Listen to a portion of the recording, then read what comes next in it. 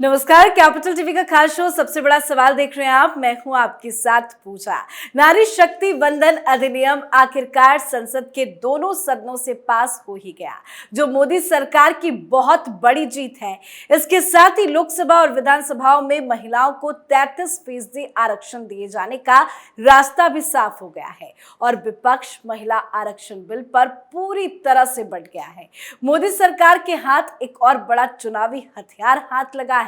महिला आरक्षण बिल लाकर मोदी सरकार ने एक बार फिर साफ कर दिया कि वो महिलाओं का सशक्तिकरण करना चाहती है। पर सवाल ये है कि इस बिल से मोदी सरकार को चुनाव में क्या फायदा होगा और विपक्ष को कितना बड़ा नुकसान। तो आज इसी सवाल पे चर्चा करेंगे। चर्चा के लिए मेरे साथ स्टूडियो में मौजूद हैं कैपिटल टीवी के editor in chief doctor Manish Kumar. Doctor साहब, बहुत बहुत स्वागत है आपका। धन्यवाद। संसद के विशेष सत्र में विपक्ष को क्या क्या नुकसान हो गया?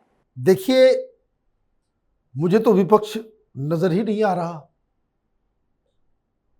पिछले 5 दिनों से जब से ये सब कुछ हुआ, ये INDIA इंडी अलायंस, इनकी कोई मीटिंग हुई? एक हुई, थोड़ी देर की। वो कोऑर्डिनेशन, वो पहले कोई रेजोल्यूशन पास किया इन लोगों ने?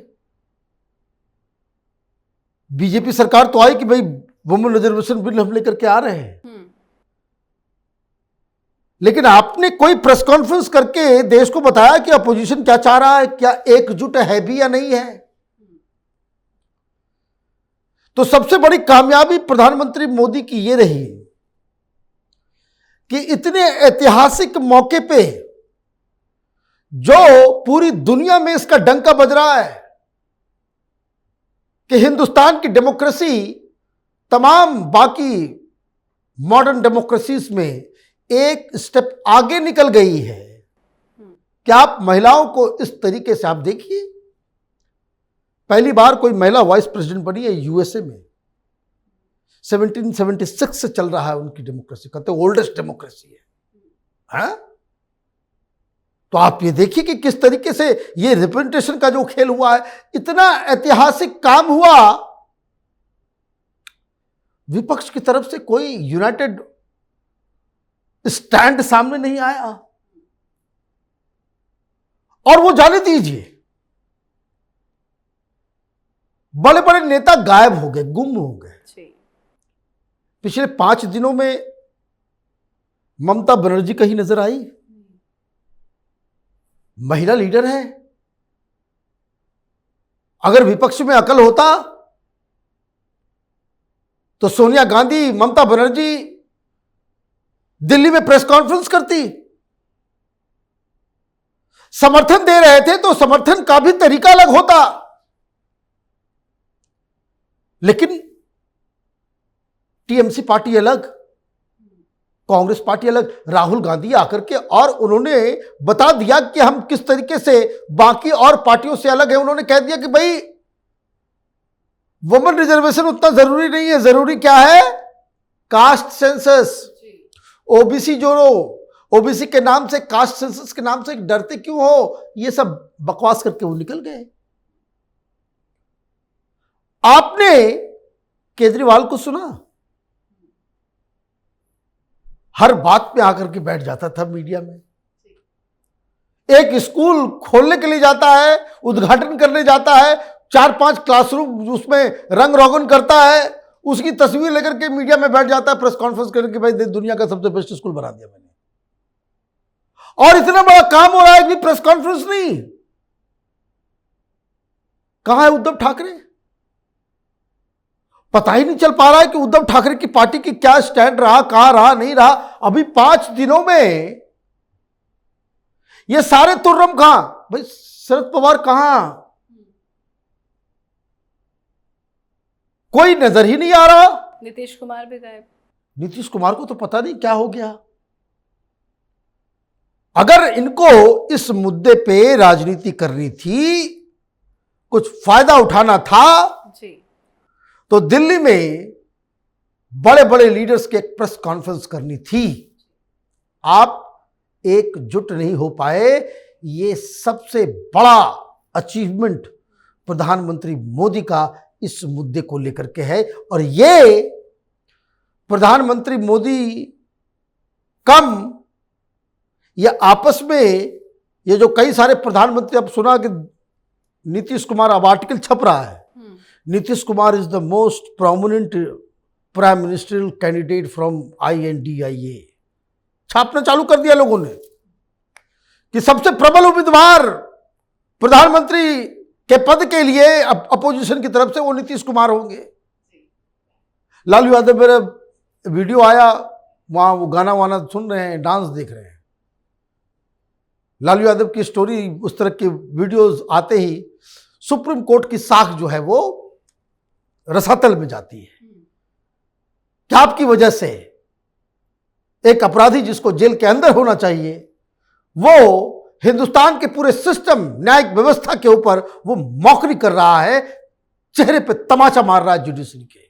तो खैर, वो भी गायब, अखिलेश यादव भी नजर नहीं आए। तो कहने का मतलब ये 5 दिनों में हर जगह भारतीय जनता पार्टी ही नजर आई। अब एक और मुसीबत, अब तो कांग्रेस वाले भी बता रहे हैं कि बहुत बड़ी गलती हो गई। हुआ क्या कि इतना बड़ा मुद्दा आया, राजीव गांधी और ये वो सपना पूरा करना है, सब कुछ बोल दी मेरे जीवन साथी है, लेकिन नैरेटिव क्रिएट नहीं हो सका। जनता में वो विचार नहीं जा सका कि भाई कांग्रेस पार्टी भी साथ में है। पूरा क्रेडिट आपने, विपक्ष ने अपने विरोधाभास के चलते वैसा सिचुएशन बना दिया, जब कभी कभी फुटबॉल में वैसा होता है कि अचानक से ऐसा पास मिल जाता है, मालूम चलता है कि ना कोई डिफेंडर बचा हुआ है और गोलकीपर भी उधर गिरा हुआ है, आप हैं, फुटबॉल है और सामने गोल पोस्ट है, मारो, मैंने अचूक। विपक्ष ने प्रधानमंत्री मोदी के लिए ही ऐसा सिचुएशन क्रिएट कर दिया। एक तो पार्लियामेंट के अंदर आप क्या बोले, नहीं बोले, किधर बोला, कुछ पता नहीं चला। और दूसरा, जो कांग्रेस पार्टी के लीडर अब कह रहे हैं कि ये बहुत बड़ा मिस्टेक हो गया। क्या? पिछले 5 दिनों में ये हुआ कि आपने जिन 14 पत्रकारों को, G14 है ना, उनको आपने बैकआउट कर दिया। तो हुआ ये कि किसी टेलीविजन चैनल वाले के मालिक ने ये नहीं कहा कि तुमको बैकआउट किया गया है, तुम अपना प्रोग्राम ना करो। सारे प्राइम टाइम के शोज जा रहे हैं और इंडिया अनरिप्रेजेंटेटेड जा रहा है। तो आपने क्या किया? एक तो आप उधर फेस ऑफ लॉस हो रहा है, उधर यूनिटी नहीं आ पा रही है, और ऊपर से जहां से आप अपने विचारों को रख सकते थे, लोगों तक पहुंचा सकते थे, वहां भी आप पूरी तरीके से फेल कर गए। वहां मालूम चल रहा है स्मृति ईरानी भाषण दे रही हैं, वहां पे तमाम बीजेपी के लीडर आ रहे हैं, टेलीविजन चैनल पे दिख भी रहा है, अमित शाह का मीम चल रहा है, अमित शाह क्या किस तरीके से इन्होंने राहुल गांधी को लताड़ा, वो चल रहा है। कल शाम में देखा मैंने कि ट्रेंड कर रहा है जेपी नड्डा किस तरीके से राहुल गांधी का मखौल उड़ा रहे हैं। तो ये आपने क्या किया?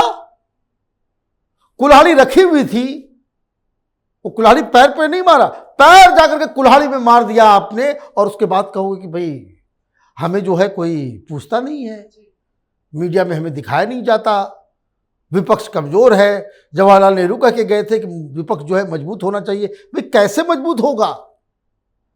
आप हर समय हर वक्त इतने बड़े मुद्दे के ऊपर आप पूरी तरीके से अपसाइड डाउन, पूरी तरीके से फेल हो गए। आपका पूरा दांव उल्टा पड़ गया, आप में यूनिटी नहीं है, यह दुनिया के सामने आ गया। केजरीवाल, ममता बनर्जी, उद्धव ठाकरे, ये विचारधारा विहीन पार्टियां जो हैं, कोई स्टैंड लेकर के नहीं आ सके। भाई आप देखिए, केजरीवाल का एक एग्जाम्पल मैं देता हूं कि किस तरीके से विचारधारा विहीन व्यक्ति रहे ये लोग। इतना बड़ा मुद्दा है, क्या स्टैंड है भाई इनका? भाई आप इसके फेवर में है या नहीं है? फेवर में है तो क्यों है? कोई कंक्रीट बात करने वाला विपक्ष की तरफ से नहीं रहा, और इसीलिए ये जो 5 दिन गया, इसमें जो INDIA को नुकसान हुआ और प्रधानमंत्री मोदी को जो फायदा हुआ, उसको, उस डैमेज को कंट्रोल करने में, मैं उसको कंट्रोल को, डैमेज को खत्म नहीं करने में, डैमेज को कंट्रोल करने में ही 2 महीने लग जाएंगे इस विपक्ष को। और उधर भारतीय जनता पार्टी अपने प्रचार प्रसार के अगले पड़ाव की ओर जो है मूव कर जाएगी। तो बहुत, इसको कह सकते हैं कि विपक्ष ने मिसकैलकुलेट कर लिया। जहां एकता दिखानी थी उस समय ये लोग चूक गए, और यही प्रधानमंत्री मोदी की मंशा थी और उसमें वो पूरी तरीके से कामयाब हुए। जी, धन्यवाद बातचीत के लिए। धन्यवाद। तो महिला आरक्षण बिल ऐतिहासिक मतों से पास हो गया, जिसका फायदा मोदी सरकार को चुनाव में होने जा रहा है और सीटों का भी इजाफा होगा। 2019 के लोकसभा चुनाव में महिलाओं ने पुरुषों से अधिक मतदान किया था। महिला मतदाताओं में सबसे अधिक समर्थन बीजेपी को मिला था। इसके पीछे उज्ज्वला, हर घर शौचालय जैसी योजनाओं के साथ ही राशन कार्ड पर परिवार के मुखिया के रूप में महिलाओं को शामिल करने के फैसले हैं। और अब महिला आरक्षण बिल लाकर मोदी सरकार ने एक और बड़ा दांव चल दिया है। इस पे आप अपनी राय कमेंट करके लिखें। देखते रहिए कैपिटल टीवी। नमस्कार।